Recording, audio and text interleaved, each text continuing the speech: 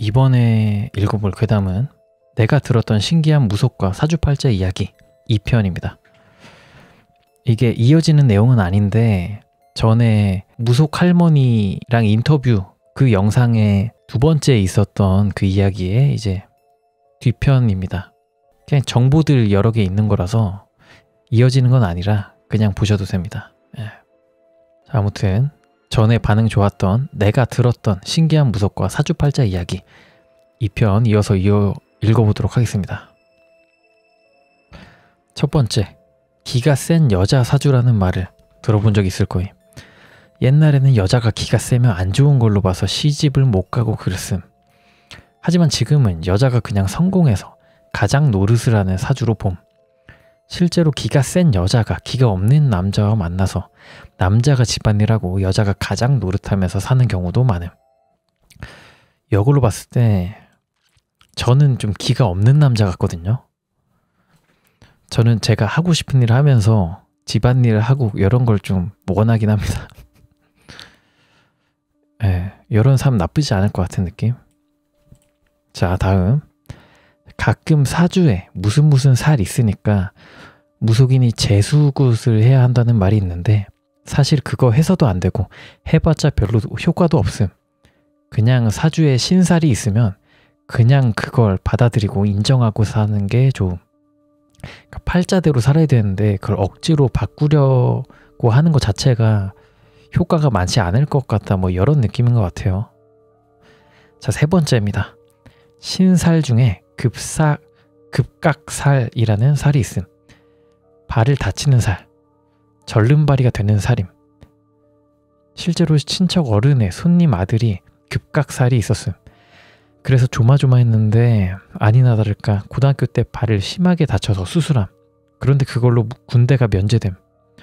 이처럼 사주에 신살이 있을 경우 그게 꼭 재앙으로만 끝나지는 않음.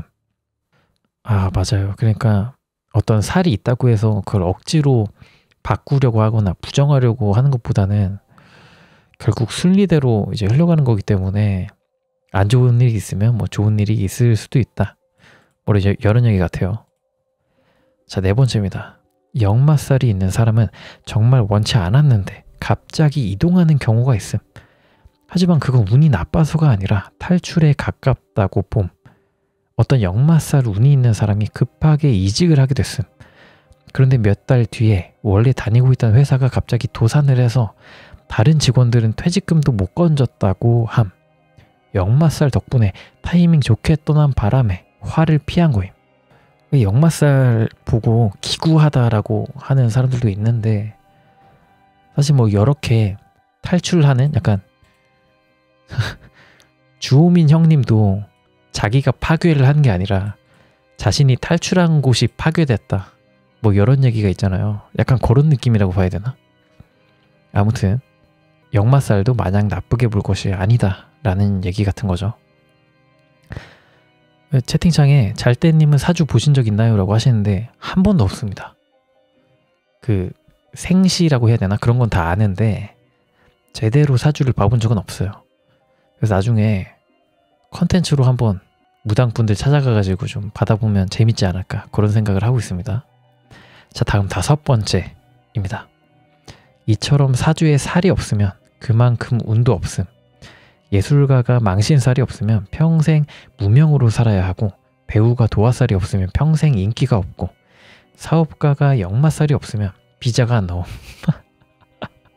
되게 현실적이다.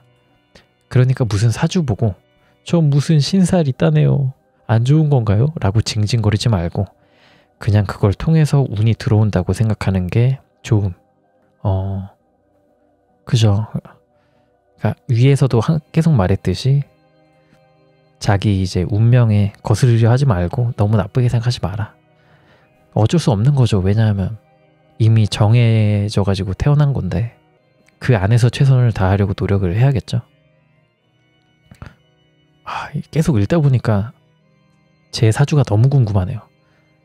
관상 보시는 분들 좀 얘기를 해주시면 좋을 것 같습니다. 예. 자, 다음이 여섯 번째입니다. 가끔 여초 카페에서 나 도화살 있다네 유유 이러면서 야한 화장 같은 거 이야기하는데 도화살은 야한 게 아님. 복숭아꽃처럼 매력이 있어서 사람들을 이끄는 거임. 개그맨 신봉선이 대표적인 도화살의 소유자인데 어딜 가도 매력과 끼가 있어 인기를 끌어모음. 외모가 평범해도 도화살이 있으면 그냥 타고난 성격으로 사람들을 잡아 끄는 경우가 많음. 오, 움직이는 벤처기업. 신봉선 님이 이제 도화살이 있었나 보네요. 짜증 지대로다. 신봉선 님 도화살이 있었구나. 움직이는 벤처기업. 봉선이에요. 자, 7번째입니다. 경찰, 군인, 의사처럼 생사를 오가는 사람들의 사주는 조직폭력배나 범죄자의 사주와 비슷함. 오, 왜냐? 생사를 오가기 때문에. 신기합니다. 그러니까 남의 생명을 좌지우지하든 본인의 목숨이 왔다 갔다 하든 아무튼 그 비슷한 사주기 때문에 그렇게 된다는 거 신기하네요. 자, 8번째입니다. 사람들이 각자 타고난 복과 적성이 달라서 자신의 적성에 맞게 움직여야 복이 들어옴. 하지만 한국은 오직 학업이나 어려운 고시에 붙는 것만을 성공으로 보는 경향이 있어서 자신의 복이 뭔지도 모르고 젊음을 허비하는 사람이 많다고 함. 실제로 어떤 분은 8년 내내 고시 준비를 했는데 막상 사주를 보니 사실 그분은 개인 사업을 했어야 하는 경우였음.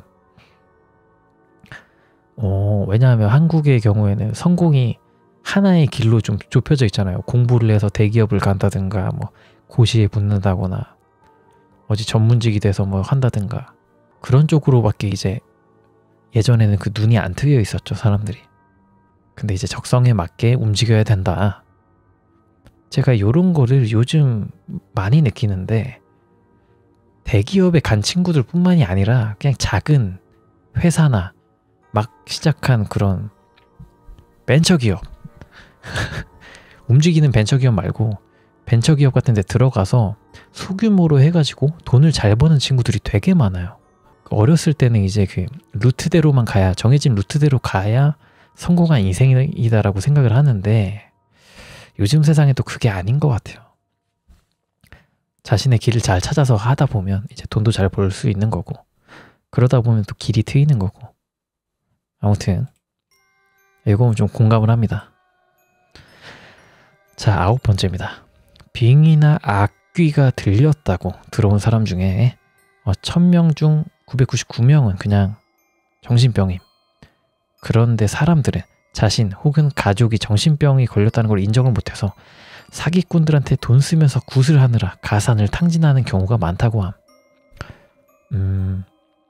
이건 인식 변화가 필요하다고 봄. 아무래도 귀신이 들리는 경우가 많지가 않죠. 예. 근데 뭐 옛날 분이면 분일수록 이제 정신병이 아니다, 이건 귀신 들린 거고 우리 아이는 잘못 없다, 이렇게 생각하시는 경우가 있으니까. 근데 요즘은 대부분 정신병이 많이 이제 뭐 밝혀졌고 많은 사람들이 아니까 정신과도 요즘 많이 가는 추세니까 이런 건 좀 나아지고 있다고 생각이 듭니다. 채팅창에 나는 이전에 반대로 생각함. 다 빙의로 병원 가는 줄 암. 가도 소용이 없잖아요. 그래서 가는 거면. 지금은 그렇게 생각 안 하시는 것 같습니다. 예. 빙의로 병원. 감기 귀신이 들었어. 자, 다음 10번째 얘기입니다. 실제로 친척 어른에게 어떤 모자가 찾아온 경우가 있었음. 아들이 정신적으로 문제가 있는데 어머니는 그걸 인정을 못하고 우리 아들이 악귀에 씌인 거니 부적이나 굿을 하면 나아질 거예요 라고 굳게 믿고 있었음. 친척 어른이 대개 아들은 그런 문제가 아니라 병원을 가야 합니다 라고 해도 어머니는 쌍욕을 하면서 현실을 부정을 했다고 함. 그러다 어떤 사기꾼한테 걸려서 이상한 굿을 한다고 가산을 탕진하고 아들의 증상은 더 심해졌다고 함. 그러니 우리 무슨 문제 생기면 모두 다 같이 일단 병원에 갑시다 라고 합니다. 일단 병원에 가서 약을 먹어보고 호전이 안 되면 그때 굿 같은 걸 생각하는 것도 늦지 않겠죠. 안타깝네요. 어머니의 그 자식을 생각하는 마음이 좀 그 결과 값이 이제 안 좋게 나온 거니까. 자, 11번째입니다. 죽은 사람 옷은 태우는 게 좋다고 함. 뭐 미신적인 이유는 아니고 병자가 입고 있는 옷은 그곳으로 병에 전염될 수 있기 때문임. 특히 망자가 죽으면서 배변이나 오줌을 싸는 경우가 있는데 그걸 가지고 있다가 병균이 번질 수 있다고 함. 이런 경우가 있겠구나. 세탁을 제대로 하지 않을까요? 그래도. 근데 제가 옷을 사면 거의 빈티지만 사거든요. 뭐 그 구제샵이나 구제 편집샵 이런 데 가가지고 다른 사람들이 입던 옛날 옷을 제가 거의 다 입어요. 티셔츠 같은 경우에는 오래되면 늘어지니까 그렇게는 못하는데 제가 입는 대부분의 겉옷들이 다 빈티지란 말이에요. 제가 빈티지를 좋아해서. 근데 그런 거 이제 죽은 사람의 옷이다 라는 얘기가 종종 있더라고요.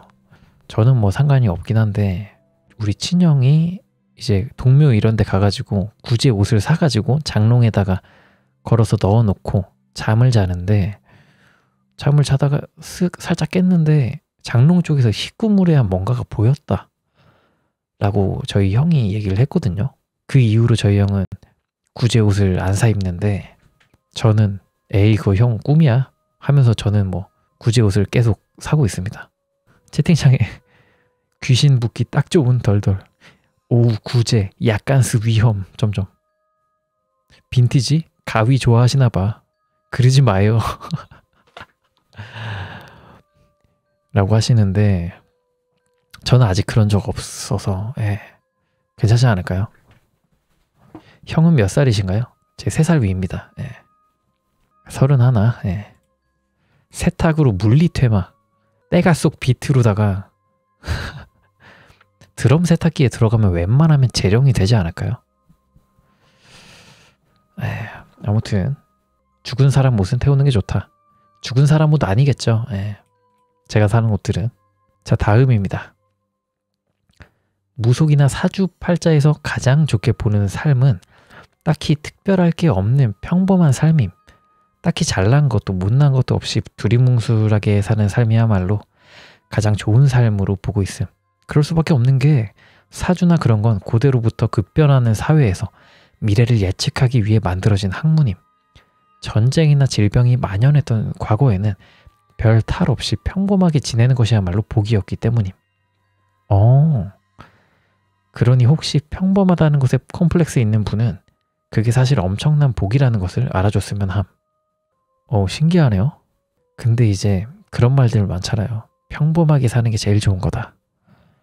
저희 아버지도 저한테 너 뭐 요즘 뭐 영상 한다고 그러는데 회사 들어갈 거지?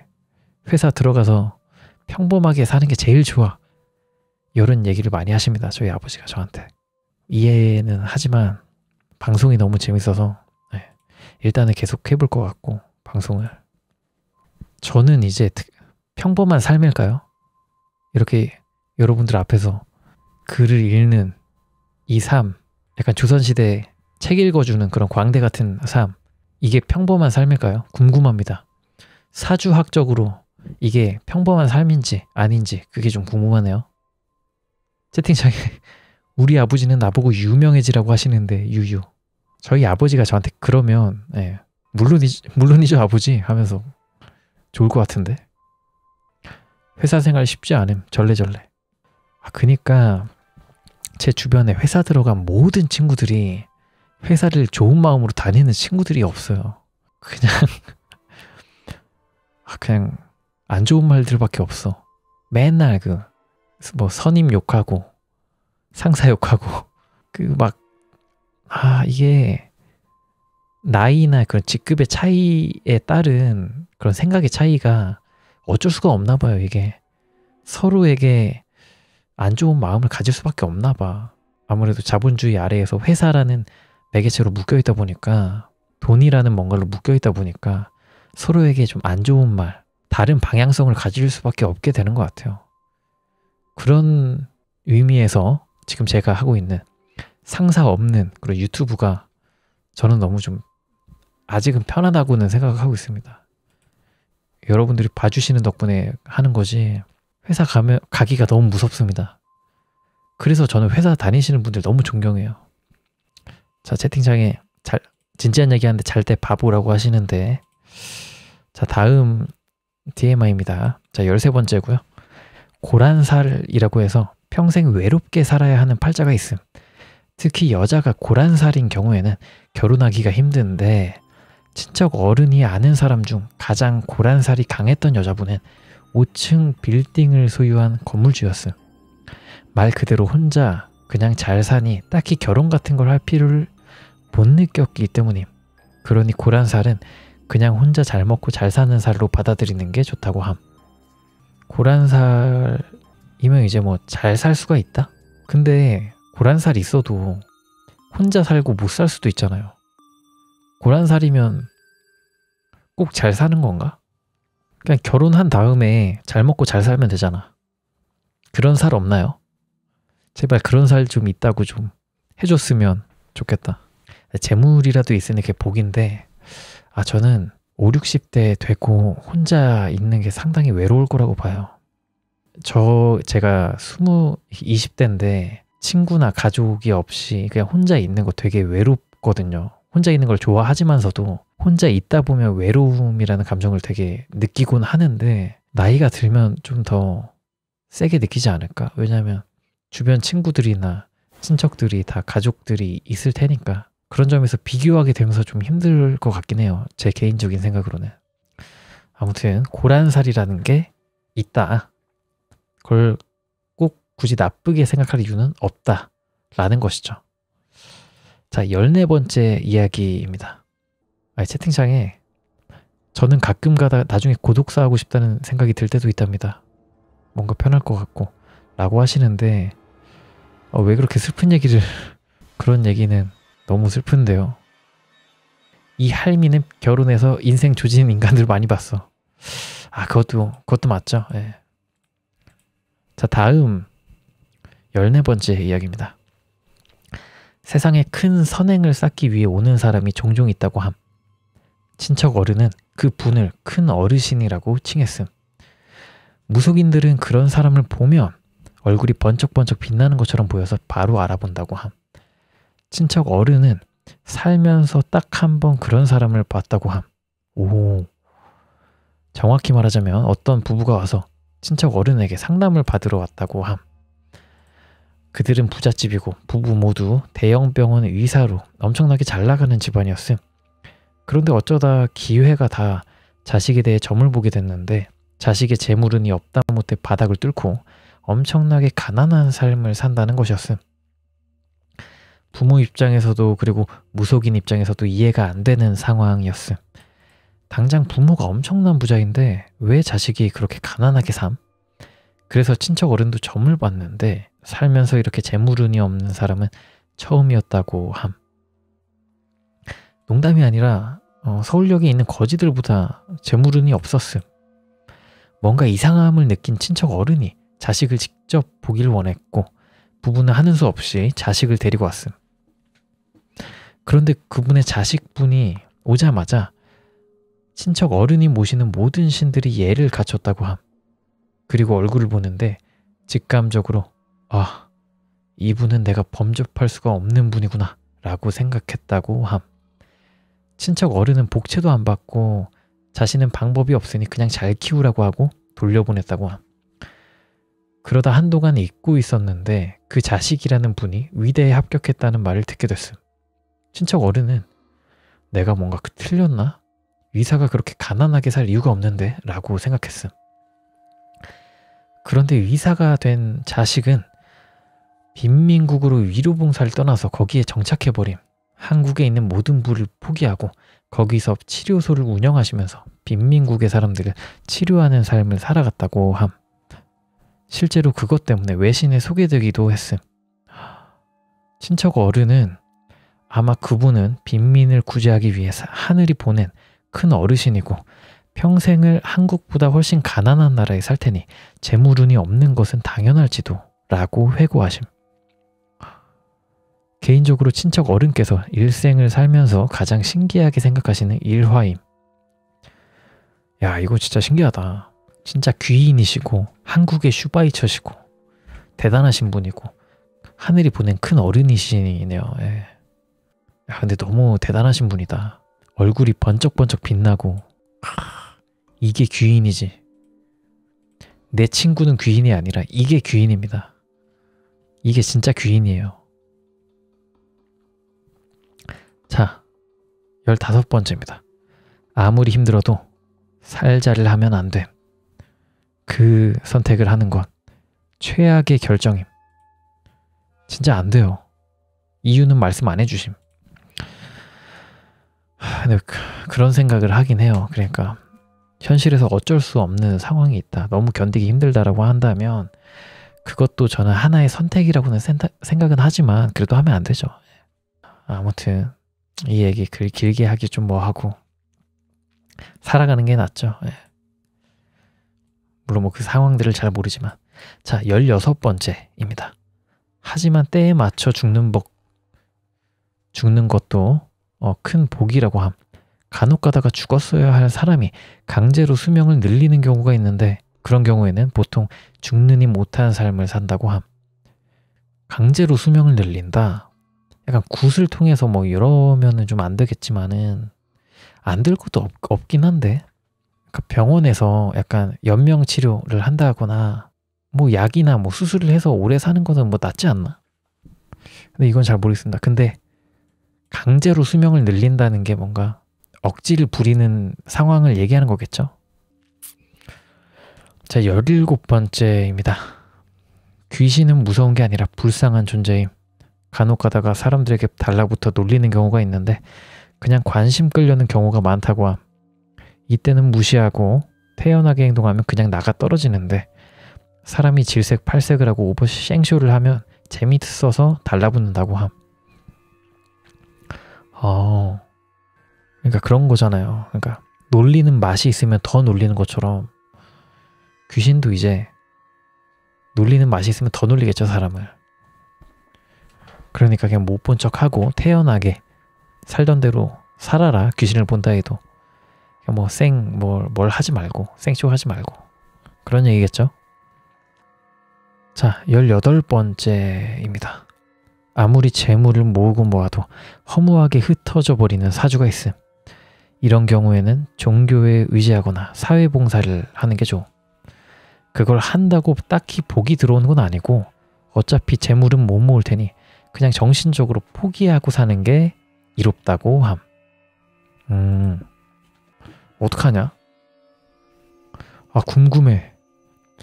제 사주는 돈을 뭘 사줄까요? 뭘 사줄까요? 사주 관련 얘기 계속 읽다 보니까 너무 궁금한데? 이건 좀 슬프네요. 넌 뭘 해도 돈은 못 모아 라는 거니까. 자, 19번째 이야기입니다. 점이나 미신은 조언을 해주는 거지 미래를 바꾸는 특별한 초능력이 아님. 그러니 지나치게 의존하면 해로움. 가끔 답답할 때 조언을 해서 위로는 해줄 수 있지만 무슨 신명나는 해법을 제시하지는 못함. 한다면 그건 사기꾼임. 조심해야 함. 맞습니다. 당신의 운명을 바꿔줄 테니 뭘 해라. 나에게 돈을 내라. 라고 한다면 그거는 거진 사기겠죠. 자, 20번째. 사주에 아군이나 강한 신살이 있을 경우 오히려 그걸로 나쁜 운을 상쇄시키는 경우가 많음. 그러니 혹시 사주 보고 나쁜 이야기 들었다고 해도 절망하지 말고 그걸로 좋은 일이 있을 수 있으니 긍정적으로 생각하는 게 좋음. 위에 나왔던 얘기죠. 뭔가 어떤 살이 있다고 해서 그걸 바꾸려 들지 마라. 자, 21번째. 사람은 곡기를 끊으면 복이 떨어짐. 곡기는 이제 먹을 거 얘기죠. 그러니 다이어트 한다고 밥 굶지 말라고 하심.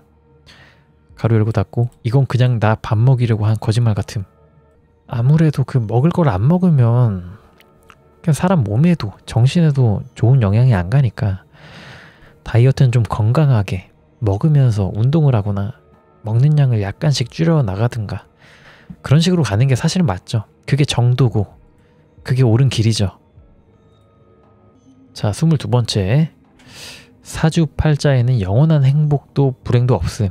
불행하면 그만큼의 복이 또 찾아오고 행복하면 그만큼 살이 또 찾아옴.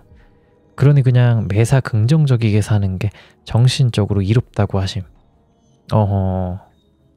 요거 보니까 그거 생각나는데 타짜는 영원한 아군도 영원한 적도 없어. 평경장님의 말씀이 생각이 나네요.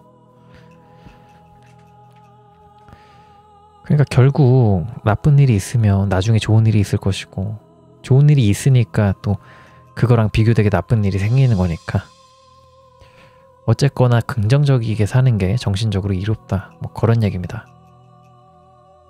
자, 여기까지가 내가 들었던 신기한 무속과 사주팔자 이야기 2편이었고요. 놀랍게도 3편도 있습니다. 너무 재밌는데요.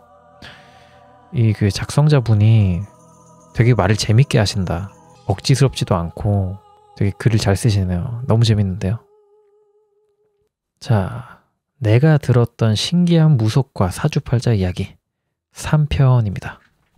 그리고 전편에서 말했던 친척 어른 분은 이제 고모 할머니라고 하십니다. 야, 고모 할머니 어떻게 이런 탤런트를, 대단하신 분입니다. 첫 번째, 무당은 사자가 많을 수밖에 없음.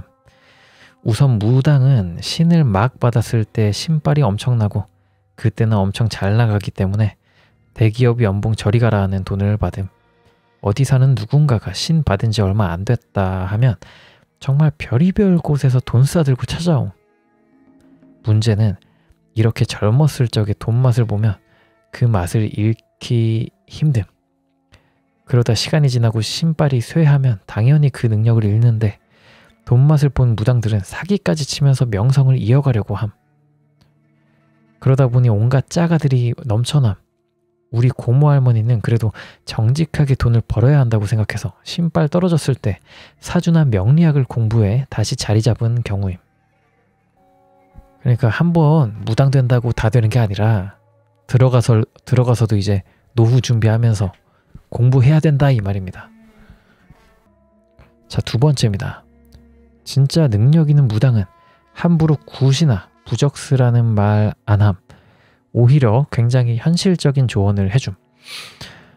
배우자가 바람났어요 라고 하면 2년이 아니네요. 이혼하세요. 우리 자식이 공부를 안 해요. 공부할 머리가 아닌가 보죠. 취직이 안 돼요. 애초에 그쪽으로는 직업운이 없어요. 악귀가 들린 것 같아요. 정신병원에 데리고 가세요. 이렇게 굉장히 현실적이고 사실적인 조언을 해줌. 그리고 강한 신일수록 말이 직설적이게 나와서 아리송하게 말을 안 함. 물론 굿이나 부적을 쓸 수도 있지만 그건 의뢰인이 먼저 요청을 해야 함. 이게 중요하다고 하네요. 의뢰인이 먼저 요청을 해야 한다. 의뢰인이 무당에게 부탁을 하면 신이 자신이 개입할 일인지 아닌지 구분해서 그걸 부적이나 굿을 통해 표현함. 그런데 의뢰인이 아무 말도 안 했는데 먼저 그걸 하자고 한다? 100% 사짜임. 바로 뒤돌아보고 나와야 함. 아까 나왔던 얘기랑 똑같네요. 채팅창에 나도 저런 말은 하겠다라고 하시는데, 이게 상식적인 얘기니까, 상식적인 얘기고 뭔가 그 영적으로 뭔가 도와줄 수 있는 게 없으니까 상식적인 얘기밖에 해줄 수 있는 게 없겠죠. 예. 어쩔 수가 없겠죠. 채팅창에 이제 무당분이 제가 저럼 라고 하시는데, 능력 좋으십니다. 예. 오은영 리포트를 하시네요, 개인적으로. 자, 세 번째 얘기입니다. 무당이 들어오면 저승사자들이 뒤돌아보고 도망친다라는 속설이 있어서 고모 할머니의 아버지, 그러니까 내 증조 할아버지의 임종을 못 지켰음. 진짜요? 헐, 어떡해. 무당이면 그러면 임종을 못 지킨다고? 에바야, 이거 진짜예요? 이건 좀 슬픈데. 자, 네 번째 이야기입니다. 인물이 잘나서 여러 이성에게 사랑받는 건 좋은 게 아님. 무속이나 사주팔자에서 가장 이상적으로 보는 것은 운명의 짝, 그러니까 천생연분을 만나는 것임. 오히려 인물이 잘나서 이 사람 저 사람 만나버리면 천생연분을 만나도 못 알아보거나 그냥 보내버리는 경우가 많고, 기운이 쇠해 오히려 만나야 할 사람을 못 만남. 너무 잘난 남자, 여자가 결혼을 오히려 못한다는 속설은 거짓말이 아님. 그러게. 그러니까 운명적으로 찾아오는 그런 사람을 이 남자 저 여자 막 만나다 보니까 그게 인연인 줄 모르고 내칠 수가 있겠구나. 그러니까 덮어놓고 만나지 마라 뭐 그런 이야기인데, 인기 없는 사람들에게 참 이게 위안이 많이 되는 그런 얘기네요. 감사한 이야기네요. 자, 5번째. 예수나 석가모니에 대해서는 놀라우리만큼 아무 생각이 없음. 그냥 좋은 분이셨겠지 하고 말아버림. 남이니까 사실 이 입장에서. 그러니까 일종의 인기 많았던 무당 정도로 생각하지 않을까요? 이런 분들은. 아니면 뭐 신령의 하나, 강력한 신령의 하나 뭐 이렇게 생각을 하지 않을까. 자, 6번째입니다. 무당은 무당끼리 점사를 보면 빗나가거나 두리뭉술하게 나옴. 딱히 별 이유는 아니고 각자 모시는 신들이 서로를 존중해서 직접적으로 개입을 하지 않으려 하기 때문임. 만약 어떤 신이 다른 신을 모시는 무당의 일에 개입을 하면 그건 엄청난 무례이기에 업보로 돌아옴. 소위 말해 자기 깔 건드리지 말라는 거예요. 그래서 중이 제 머리 못 깎듯이 무당은 자기 팔자를 모름. 헉스. 진짜요? 신기하네. 무당과 무당, 신과 신이 만났을 때 서로 이제 바운더리를 지켜줄 필요가 있겠죠. 안 지키면 이제 거기서 또 무당이 할 일이 없어지는 거니까. 자, 다음입니다. 유일신 신앙, 개신교, 천주교를 독실하게 믿는 사람들 역시 신점을 보면 빗나가거나 두리뭉술한 점괘가 나옴. 딱히 별 이유가 있는 건 아니고 그 사람들 역시 따지고 보면 거대한 신을 모시는 존재라 다른 신들이 개입하지 않기 때문임. 물론 신앙이 있어도 그게 가라일 경우에는 해당되지 않음. 그저 날아다니는 스파게티교 이런 거를 믿으면 신점이나 점괘를 볼 수가 있겠죠. 진짜 그 종교 같은 게 아니니까. 자, 다음 8번째 이야기입니다. 부모와 자식을 통해 내려오는 내림굿 계승자들을 만신이라고 하는데, 이분들은 점사를 본다기보다는 그냥 전통 예술가에 가까움. 근데 처음 알았어요. 만신할머니 하는데 이게 부모 자식 쭉쭉쭉쭉 내려오는 그 내림굿 계승자를 만신이라고 하는구나.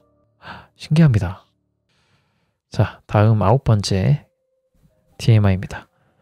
고모 할머니는 개신교 목사들을 엄청 싫어함. 90% 이상이 사기꾼이고 욕심보가 가득해서 신점을 볼 때부터 모시는 신들이 목사들을 엄청 싫어했다고 함. 이걸 보고 누군가는 목사의 능력을 보고 무당들이 벌벌 떤다 라고 거짓말을 하는데, 무당들이 목사들을 보고 벌벌 떠는 건 그것들이 시커먼 사기꾼이라서 얽히고 싶지 않아서임. 따지고 보면 인간 똥덩어리, 인간 방사능 같은 것들임. 와, 말 되게 세게 한다. 신들은 순수한 존재라 선한 존재를 아끼고 무당도 그런 사람이 되어야 함. 반대로 사기꾼들이 있으면 싫어하고 그 여파로 무당들은 끙끙 앓아누울 정도임. 내 옆에 더러운 사기꾼이 있는데 그걸 누가 좋아하겠음? 야, 이게 신기하네. 물론 이제 목사들 중에서도 막 성적인 파문을 만들고 돈만을 아끼고 뭐 돈만을 취하려고 하고 그런 나쁜 악질 목사들이 있기 때문에 그런 사람들이 오면 당연히 싫어하겠죠. 인간도 그런 사람 싫어하는데 신령은 더하죠. 예. 그 채팅창에 만신 그 내림굿 그 하는 그것들은 정신병의 일종이라고 하시는데, 그래요? 신적인 능력이 없기 때문에 그런 건가? 그렇게 보시는 건가? 궁금합니다. 채팅창에서 예수가 말했죠. 회당에서 장사하지 말라고. 진짜 맞는 말이죠.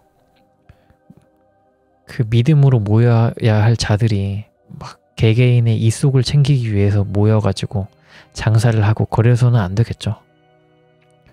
예수가 제일 싫어하는 게 장사질. 그쵸. 어느 신이 그런 걸 좋아하겠습니까?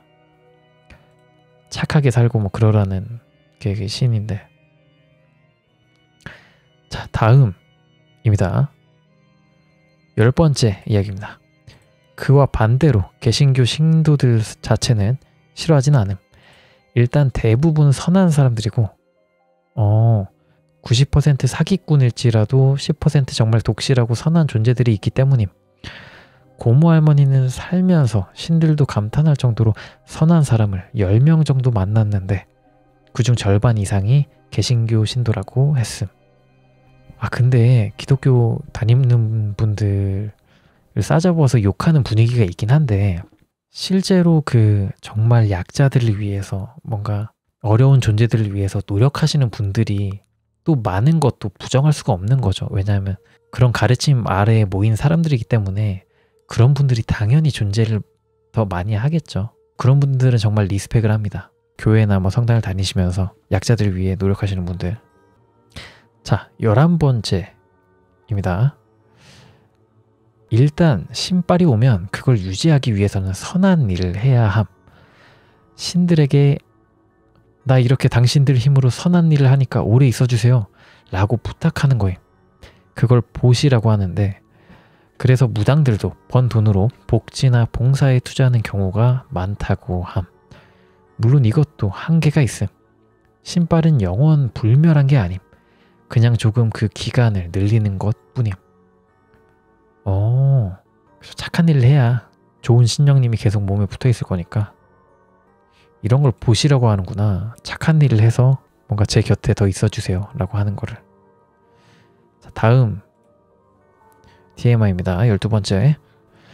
천주교 신부들도 안 좋아하는데 딱히 이유가 있는 건 아니고 맨날 가르치려 들고 담배 많이 피워서 싫어함. 이건 무속적 이유가 있어서가 아니라 고모 할머니가 담배 피우는 사람을 싫어해서 그럼. 천주교는 왜 그렇게 담배 피우는 거에 관대한지 모르겠다고 늘 욕하심. 이건 뭐 고모 할머니가 개인적인 생각이네요. 자, 13번째. 정말 고매한 스님을 만나면 꼭 아무것도 없는 텅 빈 느낌을 받는다고 함. 허무하고 공허한 존재가 아니라 바람이나 물처럼 일종의 자연적인 바람이나 물, 산 같은 것과 만나는 기분이 든다고 함. 반대로 어떤 스님을 만났는데 그냥 사람 느낌이 나면 그건 그냥 땡중임. 근데 이렇게 일종의 자연 느낌이 드는 스님을 만나는 게 쉽지 않겠죠. 아무래도 좀 어느 계열에 어떤 수준에 올라야지 이런 분들을 만나는 거고 수행 중일 경우에는 그냥 일반 사람 느낌이 나기는 할 것 같습니다. 예. 자, 14번째 이야기입니다. 사촌 중에 현침살, 바늘로 콕콕 찌르는 매서운 살, 이 세 개에 입에 칼을 물고 태어난 사주를 받은 사람이 있음. 엥? 현침살? 되게 무섭다, 애기가. 재수굿이나 누름굿을 싫어하는 고모 할머니마저 얘 보통 팔자가 아닌데? 굿이라도 해볼까? 하고 걱정할 정도였음. 근데 커서 기자됨. 말빨로 이길 사람 아무도 없다고 함. 이번에 선거 후보자들 몇 명 말로 밟고 왔다고 자랑도 했음. 여기서 현침살은 바늘이라고도 하지만 펜 같은 뾰족한 걸 상징하기도 함. 말도 이제 매섭게 잘하고 그러다 보니까 기자로 날릴 수가 있는 거구나. 기자로 이제 발현해서 다행이다. 악플러로 발현이 됐으면 고소당했을 그럴 살이죠. 예.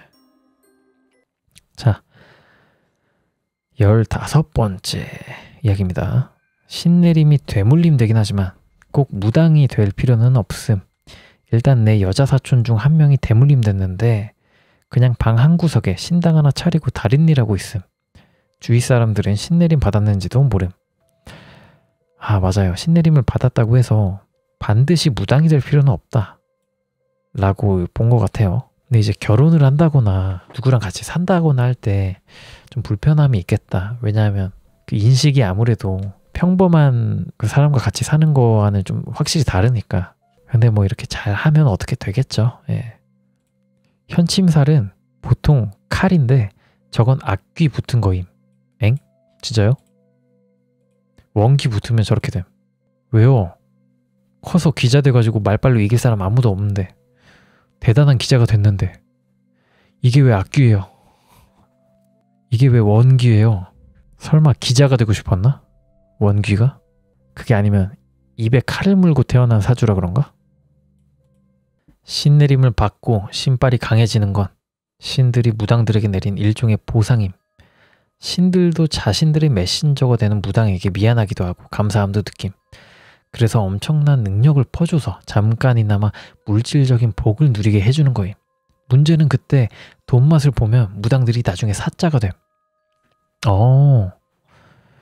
이게 도와주는 거구나. 고마워서. 너 나 모시니까 내가 돈은 벌게 해줄게. 잠깐이나마 돈은 벌게 해줄게. 이거구나. 신기합니다. 자, 17번째 이야기입니다. 새끼 거르지 말고 꼬박꼬박 밥 먹어야 함. 밥 먹는 존재 이퀄 산 사람. 밥 안 먹는 존재 이퀄 죽은 사람이기 때문에 밥 안 먹고 끼니 거르면 언제 어떻게 저승사자가 잡아갈지 모른다라고 하셨는데, 지난번에도 말했지만 이건 아무리 생각해도 구라 같음. 할머니가 저기 손자 손녀 밥 먹게 하려고 지어낸 얘기 아냐? 내가 예전에 다이어트 한다고 밥 안 먹고 끼니를 거른 적이 있는데 그때 집안 어른들한테 돌아가면서 혼남. 특히 고모 할머니가 나한테 그러면 쓰러질지 모른다고 겁주면서 하신 이야기. 근데 나 진짜 중도 비만임. 어른들 눈에는 내가 막 삐쩍 말라서 쓰러질 것처럼 보이나 봄. 중도 비만? 경도도 아니고 마른 비만이구나. 운동을 해야겠죠. 밥을 거르는 게 아니라. 자, 다음 이야기입니다. 신을 모실 때는 살생도 함부로 하면 안 되기 때문에 모기나 벌레가 집에 들어와도 죽이지 않고 다 쓸어서 집 밖에 내보내줬다고 함.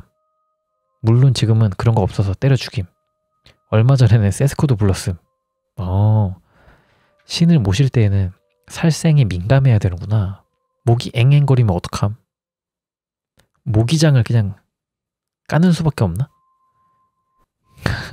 이건 구라라고요? 네, 그런 것 같습니다. 아까 먹는 거 그거는 구라가 맞고. 자, 다음 이야기입니다. 사주팔자에 귀문갑살이 있을 경우에는 귀신 본다는 이야기가 있는데, 귀문살이 있는 사람은 머리가 비상한 대신 정신병도 올 수 있음. 천재와 광인은 종이 한 장 차이라는 말이 거짓이 아님. 즉 귀문살이 있는 사람이 귀신 보는 건 진짜 영적인 능력이 있는 게 아니라 미쳐서 헛것 보는 거임. 병원을 가야 함. 귀문갑살. 신기합니다. 귀문이 열린다라는 얘기가 있는데 약간 그거랑 좀 비슷하다는 건가? 팔문둥갑 이런 건가? 자, 다음 이야기입니다. 진짜 빙의된 사람과 정신병자를 구분하는 간단한 방법이 있음. 바로 전혀 생판 모르는 사람이 대뜸 물을 주는 거임. 정신병 있는 사람은 누군가 물을 주면 의심해서 거부하고 마시질 않아 함. 너 여기에 독 탔지? 독 탔잖아 하면서 의심한다거나 그러는데, 하지만 빙의된 사람은 누가 뭘 줘도 물을 미친 듯이 마신다고 함. 물을 미친 듯이 마시고 먹을 것을 탐하는 게 빙의의 첫 번째 증상 중 하나라고 함. 이 얘기 전에 한번 읽은 것 같은데. 그죠? 어디서 한번 읽은 것 같긴 합니다. 근데 물을 준다. 물을 미친 듯이 마신다. 이건 되게 신기한 판별법이네요. 정신병과 빙의된 사람 판별법. 채팅창에서 아까 모기 얘기 관련해가지고 생각을 해봐요. 스님들이 모기 잡는 거 봤어요? 라고 하시는데, 스님 자체를 잘 못 봤어요. 스님의 일상을 제가 본 적이 없어가지고 궁금하네요. 나중에 템플스테이 한번 하면서 관찰이라도 해봐야 되나? 전기파리채 쓴다고요? 스님이? 말이 되나? 스님이 그러니까 모기로, 인간으로 따지면 전기의자를 가지고 그냥 모기를 다 따라락 그냥 전멸시키는 거잖아요. 그 말이 되나? 스님이? 잡을 때 최대한 정중하게 잡아야 되지 않나? 스님이? 아하. 스님이 냉면 시키면 면 밑에 고기 넣어드려요 라고 하시는데, 그러지 맙시다. 그러는 게 맞는 건가? 모르겠습니다. 고기를 먹는다고 뭐 꼭 땡중이다 뭐 이런 건 아니니까 그 마음가짐이 중요한 거 아니겠습니까?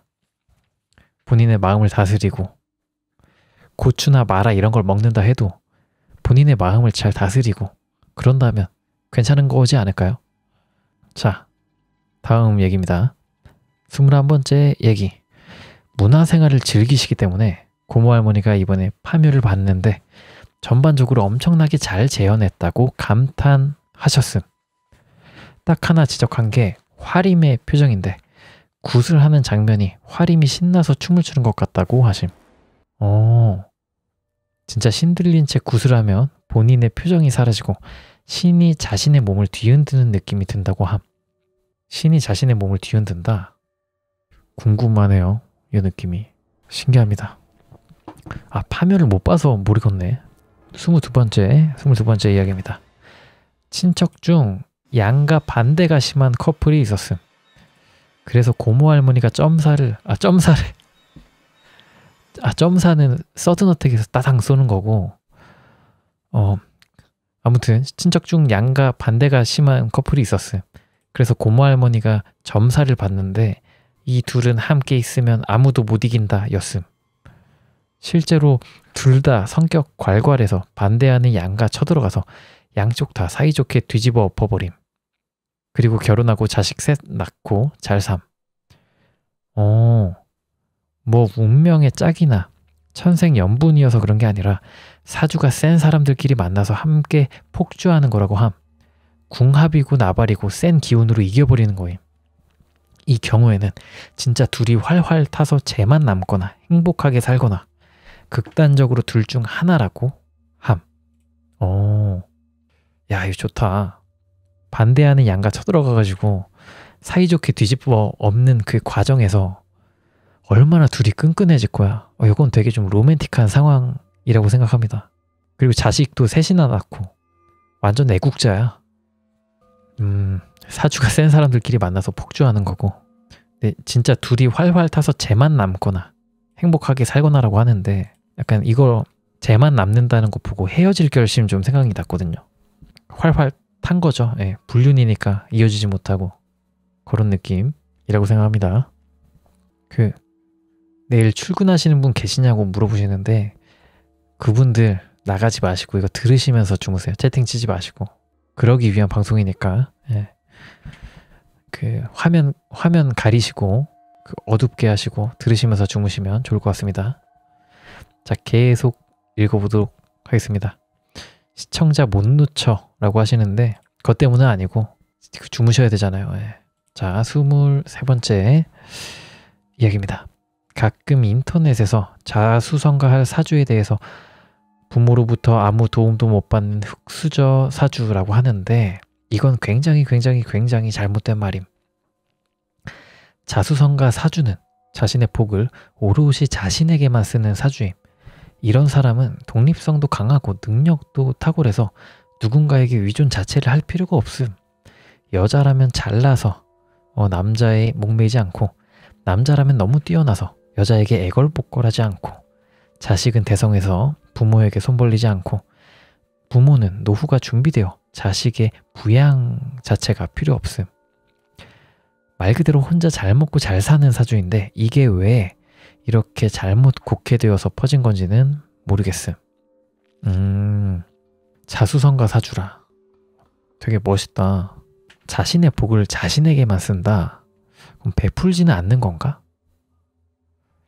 근데 반대로 생각해보면 이렇게 생각할 수도 있죠.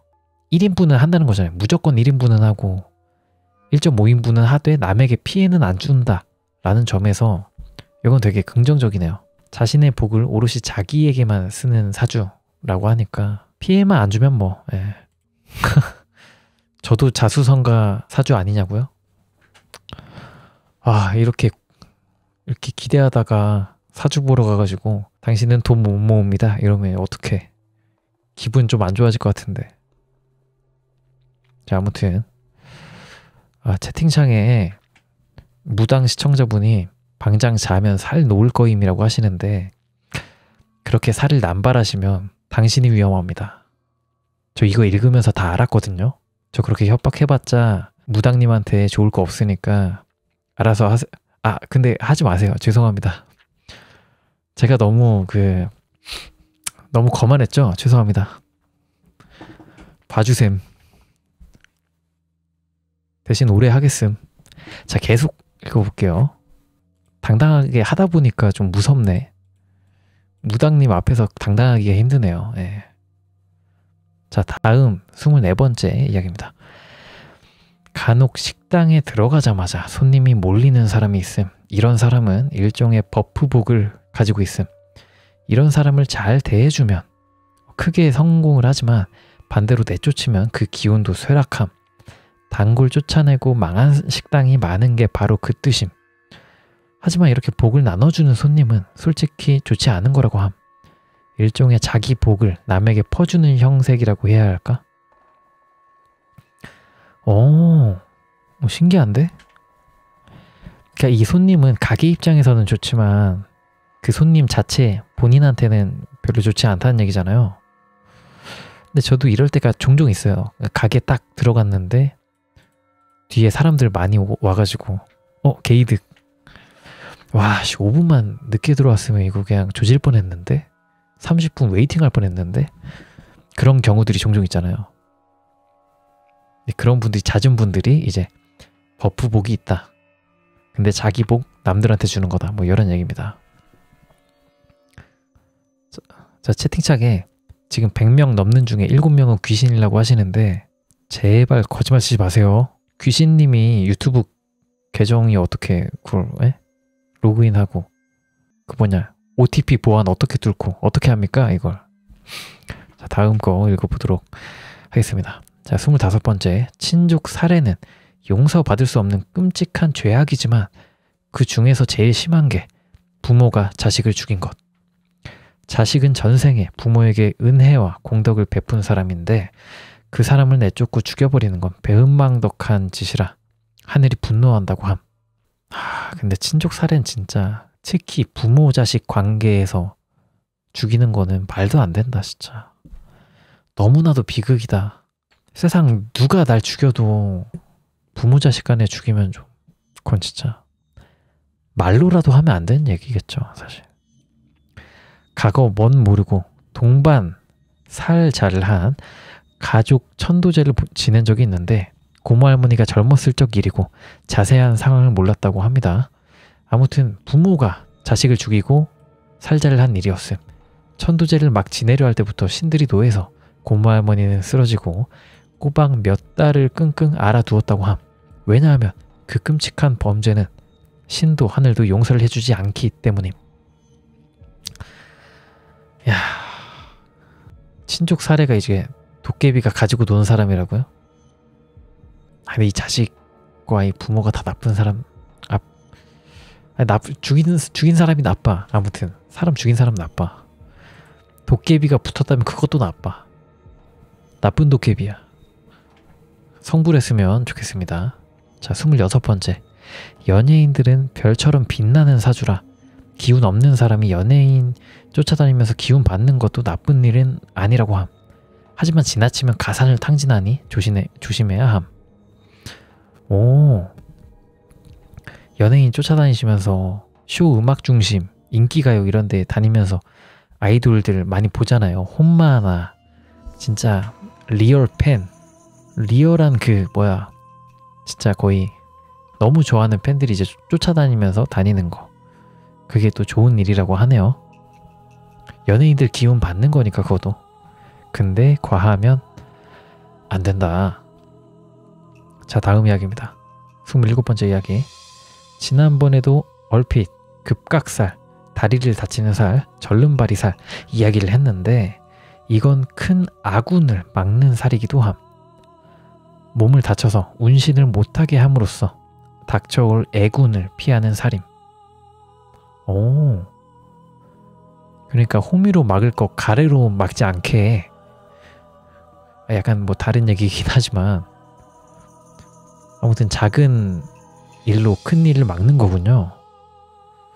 그러니 혹시 이런 살, 급각살 이런 살들이 있는 사람이 다치면 세상을 원망하지 말고 이를 통해 애군을 피했다는 걸 알아줬으면 함.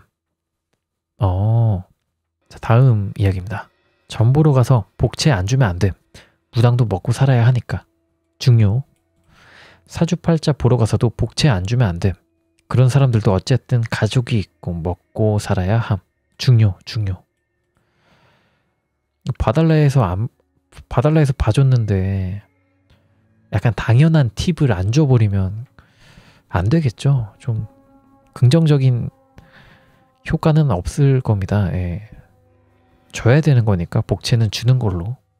자, 다음 이야기. 홍염살이 있는 사람은 여자고 남자고 색을 밝힘. 여자고 남자고 색을 밝히는 것 자체가 나쁜 건 아님. 색을 밝혀야 자손이 흥하고 자식들이 많이 태어날 거 아님. 대신 선을 넘는 순간 홍염살이라는 이름 그대로 모든 걸 불태워버리는 애군으로 변함. 괜히 색 밝히다가 폐가망신 당한 사람이 한둘이 아니라는 걸 기억해줬으면 함. 색을 밝힌다 라는 게 이제 그거죠. 그냥 남자면 이제 여자를 탐하고 밝히고 뭐 그런 거. 여자라면 또 이제 반대로도 맞는 말이고. 색을 밝히는 것 자체가 번식을 해야 되기 때문에, 인간이라는 그런 군집체로서 해야 되기 때문에 이게 좋은 건데 이게 심하면 안 된다. 뭐 당연한 얘기죠. 우리 채팅창에 우리나라는 홍염살이 베이비붐 세대 이후로 없어졌어. 그게 진짜 괴담이네요. 우리나라 제발 홍염의 바다가 되길 바랍니다. 근데 동성애자면 어떡해요? 라고 하시는데, 아니 뭐 그러면 그렇게 살아가는 거죠. 아이는 뭐 가지고 싶으면 뭐 입양을 하시는 거고, 아니면 뭐 둘이 행복하게 사시는 거고. 예. 자, 본인 팔자와 뭐 그런 거대로 자신이 원하는 대로 살다 가는 거니까. 자, 다음 이야기입니다. 자, 30번째 이야기고, 젊을 적 운이 안 좋으면 늙은 후에 운이 좋음. 사주 팔자에서 운과 액은 마이너스 플러스 제로임. 플러스 마이너스 제로. 내가 지금 운을 못 받았으면 언젠가 받게 되어 있음. 젊고 어렸을 때 기구한 삶을 살던 사람들이 성장해서 성공하는 일이 많은 게 이것 때문임. 문제는 젊었을 적 좌절해서 자포자기하거나 살자 같은 걸 생각해서 오는 운을 받지 못하는 경우가 많다고 함. 그러니까 제발 포기하지 말자 이겁니다, 여러분. 그런 얘기입니다. 지금 운이 안 좋다고 좌절해서 처박혀 있지 말고 어떻게든 일어나자 이겁니다. 나중에 운을 받을 수 있다 이겁니다. 예. 자, 다음. 이게 무속과 상관이 있는지는 모르겠는데 이상하게 고모 할머니와 관계되는 무속인 분들은 남자고 여자고 마른 걸 용납을 못함. 살찌고 통통한 게 좋은 거라고 맨날 뭘 먹이시려고 하는 데다 비만 사촌들을 은근히 예뻐하고 편애함. 대체 왜? 나 다이어트 한다고 했을 때 진짜 친했던 보살님이 나 붙잡고 한참 혼냈음. 귀한 밥 함부로 안 먹는 거 아니라고 하면서. 이거 궁금하다. 살이 찐 게 좋은 거라고? 무속학적으로? 야, 근데 말라야 오래 살고 좀 잔병 치레 없이 살 수 있지 않나? 그냥 막 마른 거 말고 그냥 살 쪄 있는 상태는 그냥 뭐 성인병이라든가 뭐 고지혈증이라든가 이런 것들이 성인병이 오기 때문에 찐 거보다는 마른 게 낫잖아. 소식해 오래 사니까. 저는 꽤 그래도 술 먹을 때 아니면 소식하는 편인데, 소식하는 게 뭐 속도 편하고, 저는 좋더라고요. 아무튼 이 고모 할머니는 마른 걸 용납을 못한다고 합니다. 할머니 특 아닌가 그냥? 자, 다음 이야기 32번째 이야기. 기운이 센 사람은 자신에게 닥칠 애군이나 운명을 이겨버리기도 함. 관운이 없는 사람이 진짜 이 악물고 공부해서 공무원 시험에 붙은 경우가 있음. 그러니 혹시 사주팔자에서 안 좋은 이야기 나왔다고 해도 절망은 하지 말았으면 함. 인간의 위지는 생각보다 강함. 아, 맞아요. 아무리 사주팔자에서 안 된다 해도 어떻게든 꾸역꾸역 하면 안 될 건 없다고 생각을 해요. 사주에 맞게 좀 좋게 생각하면서 이제 가는 건 좋지만 아예 사주 때문에 뭔가 본인이 원하는 일을 포기해서는 안 되겠죠. 자, 다음 이야기입니다. 사주팔자나 명리학은 아주 오래전에 만들어진 학문이라 남녀 차별이 깔려 있을 수밖에 없음. 그래서 예전에는 여자는 무슨 사주가 안 좋고 남자는 무슨 사주가 안 좋고 이런 이야기가 있었지만 현대에는 다른 식으로 해석함. 아무래도 이것도 학문이고 통계학이고 이러다 보니까 계속해서 그 해석 방법이 달라져야 되는 건 맞겠죠. 내 가까운 남자 사람 중 하나가 소위 말하는 여자 사주를 타고났음. 그래서 어른들이 커서 얘 트랜스젠더 되는 거 아니냐 그랬는데 그냥 커서 가정적인 아버지가 됨. 자식과 아내 깍듯하게 잘 키우고 집안일도 솔선수범하는 좋은 남편, 아버지가 됨.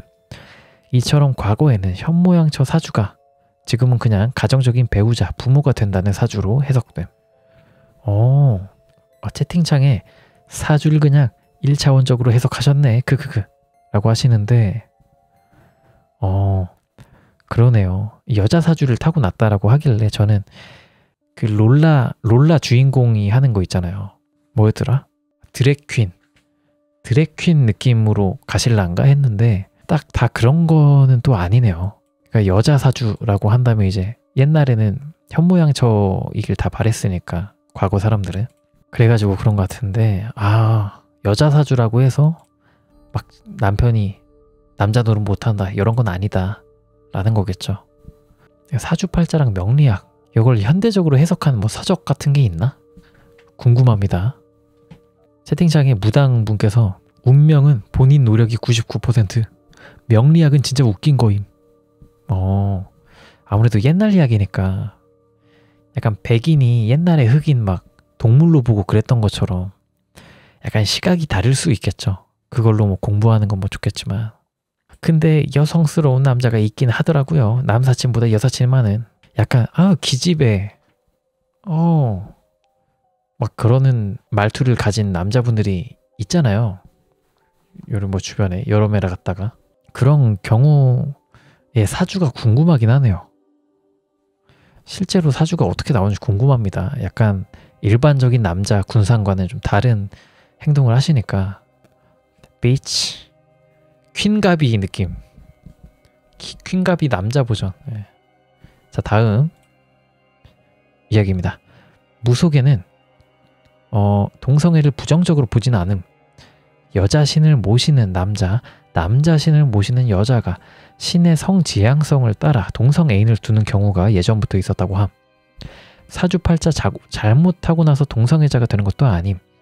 그냥 그건 각자 방향에 따라 달라지는 거임. 신기하다. 신이 원하시는 대로, 신님이 원하는 대로 약간 그 성향을 따라서 애인을 가져야 되는 경우도 있겠구나. 여 얘기 어디서 한번 본 것 같아요. 그러면 실제로 막 성적인 관계를 맺기도 하나? 그런 그 동성 애인의 경우에 궁금합니다. 신님이 그런 성향을 가졌을 경우에는 그런 특성이나 재질을 부여받을 것 같기도 한데 무당은 그걸 온몸으로 받아들여야 되는 거니까 궁금합니다. 네. 자, 다음 이야기입니다. 보면 알겠지만 사주팔자라는 것은 결국 자신에게 닥칠 아군도 긍정적으로 해석하고 이겨내자라는 게 중점임. 우리의 운명이 정해져 있는 게 아니고 개인의 선택과 의지에 따라 달라질 수 있으니 밥은 새끼 꼬박꼬박 먹고 다들 긍정적으로 삽시다. 라고 이제 마지막으로 이렇게 글을 써주셨네요. 그래서 쭉 읽어보니까 그런 것 같아요. 사주팔자라는 게 상식적으로 살자. 긍정적으로 살고 괜히 나쁜 일 있다고 나쁘게만 해석하지 말고 좋다고 너무 좋아하지도 말고 그냥 중용을 지키면서 자신이 살아가지는 대로 이제 노력을 하면서 열심히 지내자. 뭐 그런 얘기 같아요. 그냥 사주팔자라는 게. 그런데 계속 읽다 보니까 너무 궁금해지네요. 저의 사주가. 너무 궁금합니다. 밥은 새끼 꼬박꼬박 먹자. 근데 저 현대인들은 다 두 끼 먹지 않나? 저 진짜 두 끼만 먹는데 웬만하면. 간식도 포함이 될까요? 아무튼 여기까지가 내가 들었던 신기한 무속가 사주팔자 이야기 끝입니다. 이게 전편이 인기가 있었어가지고 2, 3편도 가져와 봤는데 너무 재밌었네요. 약간 로어 괴담 짧은 거 읽는 감성으로 여러분들이랑 소통하면서 읽었는데 재밌네요. 이런 이야기 또 있었으면 좋겠습니다. 이런 그 재밌는 이야기나 괴담 같은 거 있으신 분들은 저희 잘 때 카페에 들어와 주셔가지고 제보해 주시면 제가 방송에서 또 해보니까 읽을 수 있으니까 많은 제보 부탁드리고요. 자, 구독과 좋아요 부탁드립니다. 감사합니다. 재밌었습니다. 재밌었어요. 감사합니다.